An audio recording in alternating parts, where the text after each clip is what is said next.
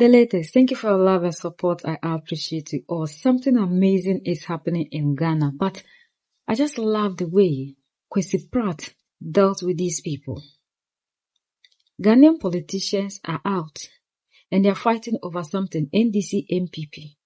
The fight is, why should Ghana International or Accra International Airport be named after Kotoka? Kotoka is the man, according to history, who overthrew Dr. Kwame Nkrumah. And Kwame Nkrumah was somebody who was fighting for the total liberation of Africa. He is a continental icon. Everybody respects, not only in Africa, even the whole world recognizes Kwame Nkrumah and the achievements of Dr. Kwame Nkrumah. But when we come to his homeland, it's like people don't want to value or appreciate or honor Dr. Kwame Nkrumah the way honor needs to be given to him. Why? Because of political parties. People in the opposition are bringing tribalism into this. And then their only argument is that the people in the Volta region needs to also have something in the state that will be recognized by other people or the whole country, because Kotoka is from that place, and for that matter, if they should remove Kotoka, it's not going to help the people in Volta region, bringing tribalism. Do we see the reason to which all in all the savior, Captain Ibrahim Traore, banned political parties in Burkina Faso, and it is helping us? Because an ethnic argument is so childish and backward, it's unbelievable. Why? That because he's Ever and he comes from the Volta region, if you change the name, the people of Ever as well will be angry. As a matter of fact, reasons given for changing the name and reasons given for retaining the name lack any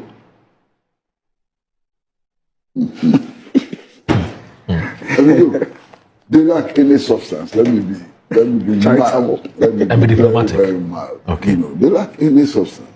Childish in the extreme. You understand? You have a majority leader announcing that the name of the airport is going to be changed. And the primary reason for changing the name of the airport is that it's located in Accra, and the land which was used for the construction of the airport was given by the people of Accra. By logical extension, thank you. Everything in Accra should be named Accra. Absolutely, Kwesi. You just made my day. By logical extension. You just made my day. I mean, unbelievable. You just made my day, Kwesi.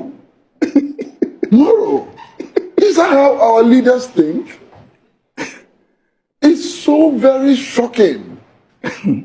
So by logical extension, if God chiefs give land for the construction of any and everything, it should be named Accra. And the naming of the airport as Kotoka International Airport is seen as a crime against gas. How? That's problematic.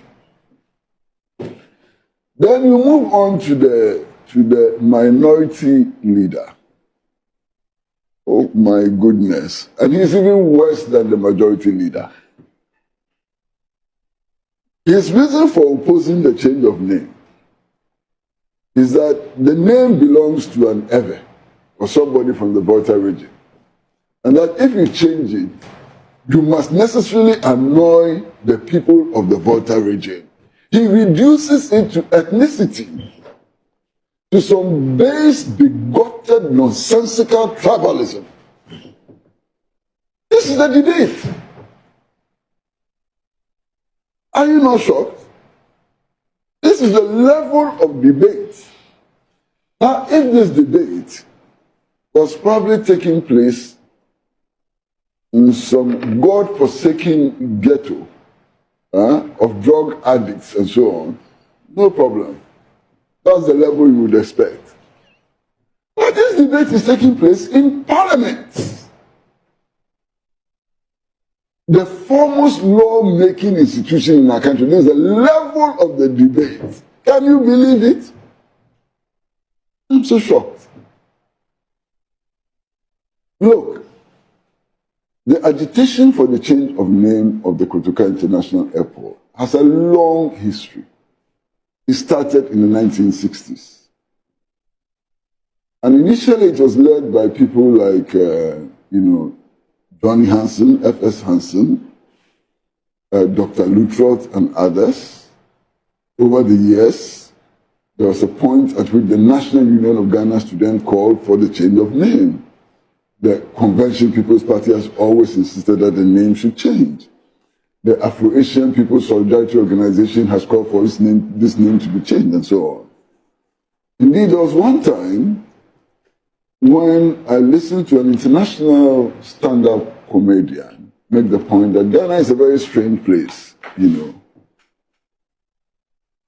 fly to the airport, you arrive at the airport, and you are greeted with the name of Kotoka, who overthrew the Nkrumah government. And who stood for principles which were completely opposed to Augustino Neto's principles and so on. And then you drive through Augustino Neto Street and so on.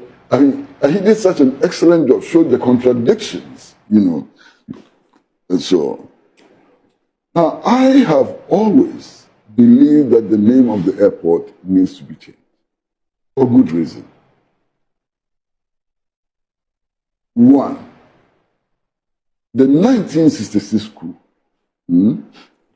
was planned, instigated, and carried out by the Central Intelligence Agency of the United States of America. No doubt at all about it. Indeed, the declassified documents of the CIA show that very clearly. In fact, evidence provided by John Stockwell, who was one of the leading agents of the CIA, confirmed that.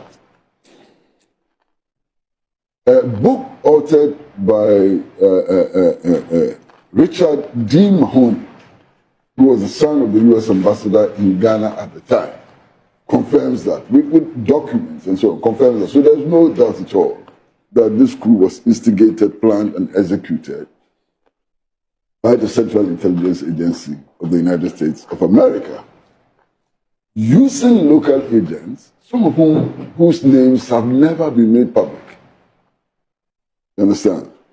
Based on what I know, and I've done a lot of work on this matter, as a matter of fact, I interviewed A.K. Deku a few weeks before he died, and it's on tape. You can find it on YouTube and so on, his own confessions. The principal actor in organizing that coup was a Major Kwesi. How many people know this Major Kwesi? It wasn't Kotoka. It wasn't Afrifa. The principal actor was a Major Kwesi, who was resident at the 37 Military Hospital. Indeed, it was in his house that all these plans took place and so on. And in my interview with A.K. Deku, I asked him what he thought of Nkrumah. And A.K. Deku said in that interview that in his view, Nkrumah was the best president that Africa has ever had. This A.K. Deku was part of the conspiracy to overthrow the Nkrumah government. And you can refer to that.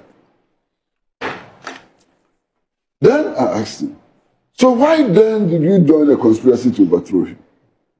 He said his life was at stake. And that if he had chickened out, he would have been murdered. By who? By the conspirators. He didn't have room to opt out. The tape is there, his own voice and so on. So it is clear that the 1966 coup was a foreign-inspired conspiracy against the interest of Ghana and Africa. There is no doubt at all about it. You need to read John Stockwell, you need to read Philip Agee, and so on. It's clear. Clear as daylight. Now, again, it is not in doubt that after the February 1966 coup, our development efforts suffered severely. And Ghana began to experience a downward, spiral in terms of our development and so on. There's no doubt at all. So do you honor this coup d'etat? Do you honor this conspiracy against the Ghanaian national interest? That's the point. That's the point, nothing more. Now you have political parties which today claim that coup d'etats are an aberration, we should not encourage coup d'etats, and that under no circumstance should we tolerate coup d'etats. In fact, they argue that the worst multi-party democratic dispensation is better than a coup regime. That's the argument they put forward. I don't agree with them. I don't agree with them. Because I know that some governments which emerge from this multi-party democratic dispensation can be worse than military regimes. And I can give examples, okay? But that's not the point. That's another conversation. That's another conversation. Yeah. But if they insist that coup d'etats, by their very nature, are bad, are condemnable, should not be encouraged, and so on, how do you name the international airport, Ghana's biggest, most advanced airport, after a coup maker? How do you do that? You understand what I'm saying? Right. That's the point. How do you do that? Today, all of us, even including the right-wing elements in parliament and outside parliament and so on, at least pay lip service to Pan-Africanism. How do you honor somebody who staged a coup against the foremost advocate of Pan-Africanism in the world, and then proceeded to actually dismantle guerrilla camps which had been set up here to liberate African countries under the yoke of colonialism, capture their leaders, and send them back to the colonialists to be killed? How do you honor him? How do you honor him? How do you honor Kwesi Kotoka? And then this, and please, Moro, please, forgive my language. I've been struggling to find appropriate language. I cannot. Because the ethnic argument is so childish and backward, it's unbelievable. Why? That because he's Ever and he comes from the Volta region, if you change the name, the people of Ever as well will be angry. Where is this argument coming from? I know as a fact that after the 1966 coup, just bearing the name Fiawo was a problem. We wouldn't survive. Because one of the staunchest supporters of the Nkrumah government in the Kita area and so on was Fiawo. You understand? It was Fiawo. His children, I went to school with some of his children and so on. Just bearing the name Fiawo spelled calamity.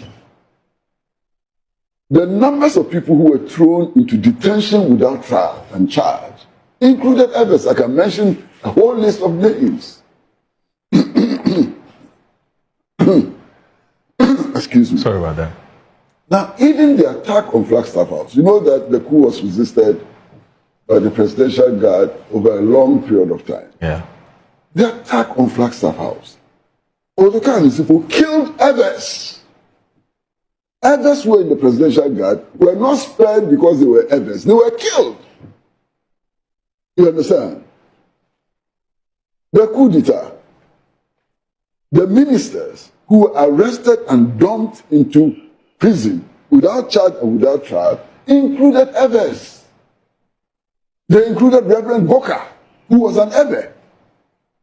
You understand? They included Reverend Boka, who was an Ewe. So how does this become an Ewe versus who? How does this issue become Ewe versus others? It doesn't make sense. It's pedestrian.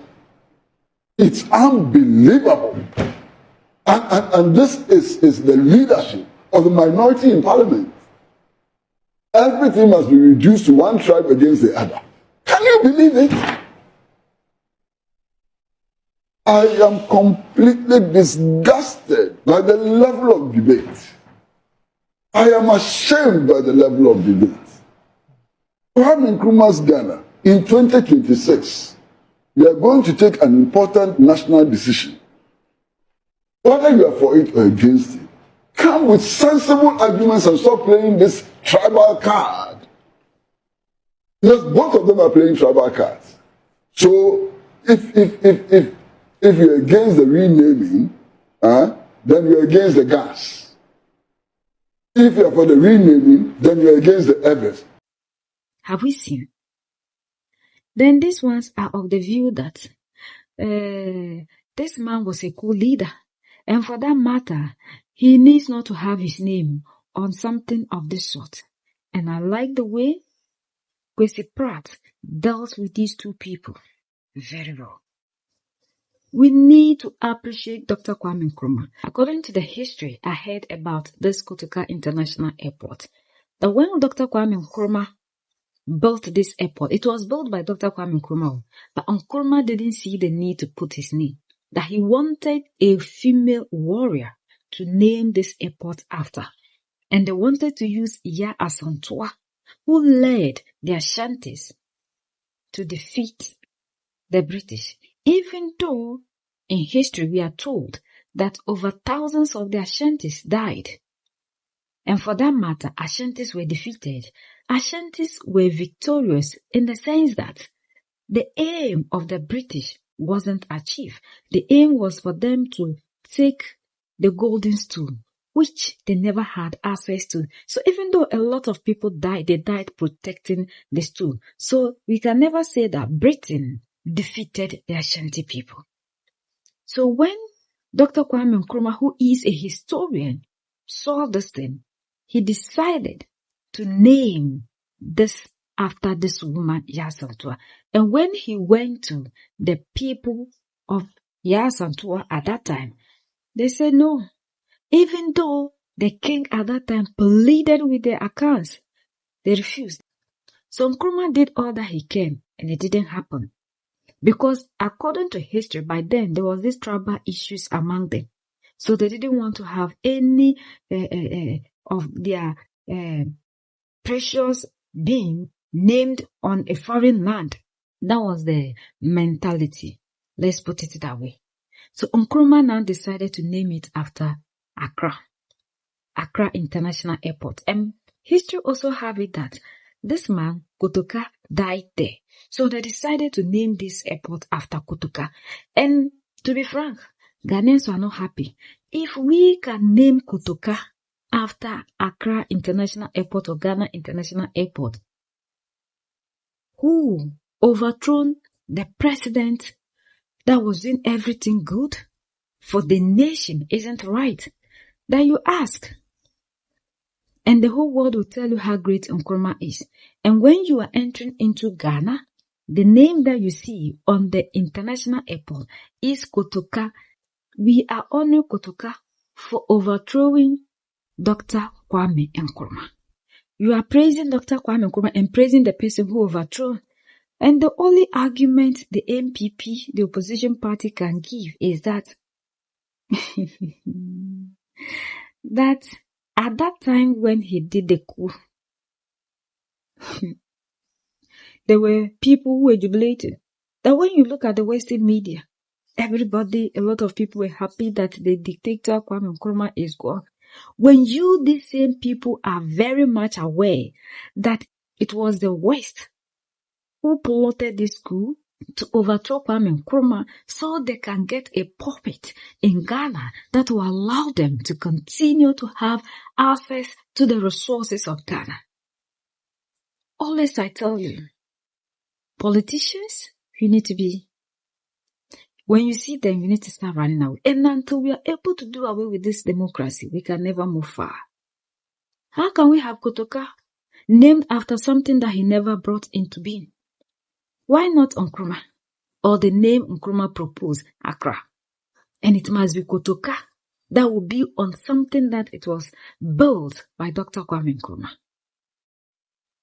So when we talk about political parties being banned, that is the best, because these parties are creating division instead of bringing us together. These are the people under their regime. They were renaming things here and there.